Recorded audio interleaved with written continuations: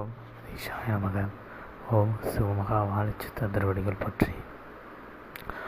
உயர் கடமையாய் பெருங்கடமையாய் திருக்கடமைதனை செய்து கொண்டிருக்கின்ற சித்தனை உம்மை வாழ்த்த திருக்கடம்பூர் என்று அழைக்கப்படுகின்ற தலத்தில் அமர்ந்திருக்கின்ற வித்யு ஜோதி நாயகி என்று அழைக்கப்படுகின்ற தேவியாம் அமிர்தகடை ஈஸ்வரனோடு அமர்ந்து அருள்பாலித்து கொண்டிருக்கின்ற அத்தலத்திலிருந்து இத்தலம் நாடி வந்து நாடியில் அமர்ந்து உம்மை வாழ்த்துகின்றோம். கடமை இதனை செய்து கொண்டிருக்கின்றாய், கடமை எதிர்பாராது செய்து கொண்டிருக்கின்றாய் என்று இங்கு எவரையும் உரைக்க முடியாது. ஒவ்வொருவரும் கடமையை எதிர்பார்த்து தாம் செய்கின்ற கடமைக்கு ஒரு பலனை எதிர்பார்த்தே கடமைகளை செய்து கொண்டிருக்கின்றார்கள். அப்பலன் என்று வரும் என்றுதான் தெரியாதே தவிர அவர்களுக்கு. ஆனால் அக்கடமை செய்வதின் நோக்கம் ஒரு பலனை பெறுவதற்கு தானே தவிர அங்கு பலன் பெறாததற்காக எவரும் எக்கடமையையும் செய்யவில்லை. சிவமகா வாழை சித்தனாக அகத்தியனாக அருமுகனாக உயர்நல் ஜோதியாக அமர்ந்து நின்று அற்புதமாய் யுகமாற்றம் என்ற எதிர்பார்ப்பை உள்ளுக்குள் வைத்து நின்று அற்புதமாய் நல் கடமைகளை செய்து கொண்டிருக்கின்ற சித்தனே, அதற்கு நல் பலனாய் யுகமாற்றம் அது மாறியிருக்கும். நல் புண்ணிய யுகம் உமக்கு பரிசாய் கிடைத்திருக்கும்.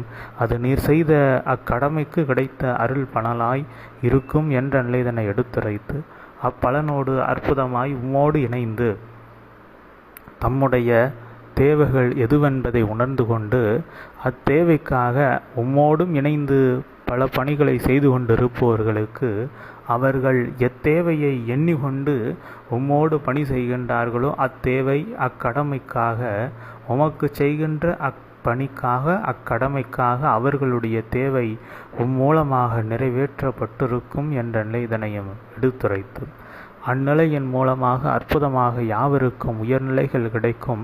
எதிர்பார்த்த நிலைகள் எதிர்பார்த்ததை விட சிறப்பாகவே கிடைக்கும். யுகமாற்றம் என்பதை வாழை சித்தன் எதிர்பார்க்கின்றான். ஆனால் அது கடமையை செய்து கொண்டு அது உடனடியாகவோ நாளையோ நாளை மறுநாளோ அல்ல, தொடர்ந்து செய்வோம். ஒரு நாள் அது மாறி எம கைகளில் வந்து நிற்கும். அவ்யுக மாற்றத்தில் அற்புதமாக பல பலன்கள் பலருக்கு கிடைத்திருக்கும் என்ற ஒரு பொதுநிலை எண்ணத்தோடு பெருநிலையான ஒரு கடமை இதனை செய்து கொண்டிருக்கின்ற நிலைக்கு கிடைக்கின்ற அப்புண்ணிய யுகம் மீண்டும் கலியுகமாக மாறாத அளவிற்கு பெரும் புண்ணிய யுகமாக மாறி இருக்கும் அல்லவா?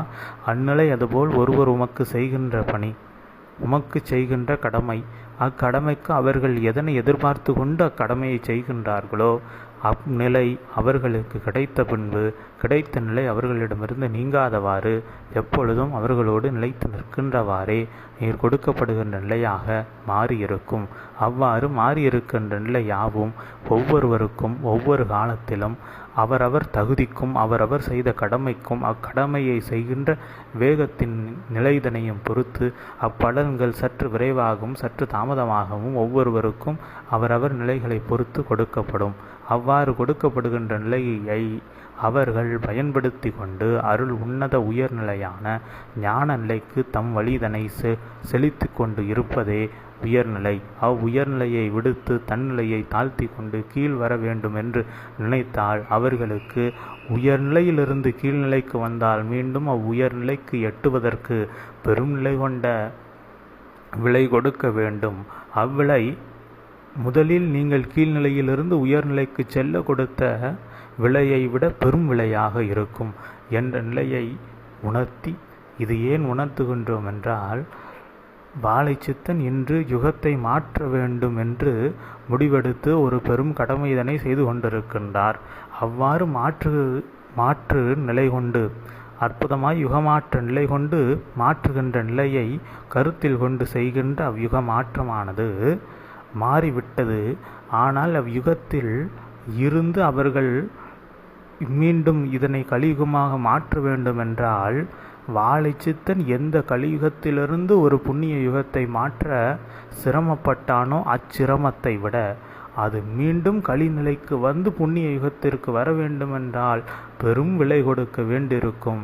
எனவேதான் ஒரு நிலை கிடைக்கின்றதென்றால் அந்நிலையிலிருந்து தம்மை இறங்க விடாது பார்த்து கொண்டு இருப்பதே ஒரு பெரும் வரம். அந்நிலைதனை சிந்தையில் நல் அறிவு கொண்டு நல் பூர்வ ஜென்ம கர்ம வினை துணை இருக்கலாம். அவர்கள் இஜென்மத்தில் செய்த வினைகளும் துணை இருக்கலாம். அதுபோன்ற நல்நிலை கர்ம வினைகளை செய்து கொண்டு தாம் ஏறுகின்ற உயர்நிலையிலிருந்து மீண்டும் இறங்காத அளவிற்கு ஒவ்வொருவரும் பார்த்து கொள்வதே மிக உயர் உன்னத பெருநிலை. அவ்வாறு இருக்கின்ற அப்பெருநிலையே யாவருக்கும் பெறுகின்ற நிலையாக விரைவாக அவரவர்கள் செய்கின்ற செயல்களின் விரைவு நிலை பொறுத்து அது கிடைக்கப்படும். அவ்வாறு கிடைக்கின்ற நிலை நிதர்சனமாக இருக்க வேண்டும் என்பதற்காக சூட்சம நிலை கொண்ட ஆற்றல்களை ஒன்றிணைத்து உருவாக்கப்பட்ட ஆதி இறைநூலில் அமர்ந்து எடுத்துரைத்ததில் ஆனந்தம் கொண்டு சித்தனை அதிகாலை வேலைதனில் உம்மை வாழ்த்தியதில் மனமகிழ்ச்சியும் அடைந்து அமர்கின்றோம் உம்மை வாழ்த்தி. ஓம் அகதீஷாய நமக. ஓம் சமகா வாழை சித்த திருவடி.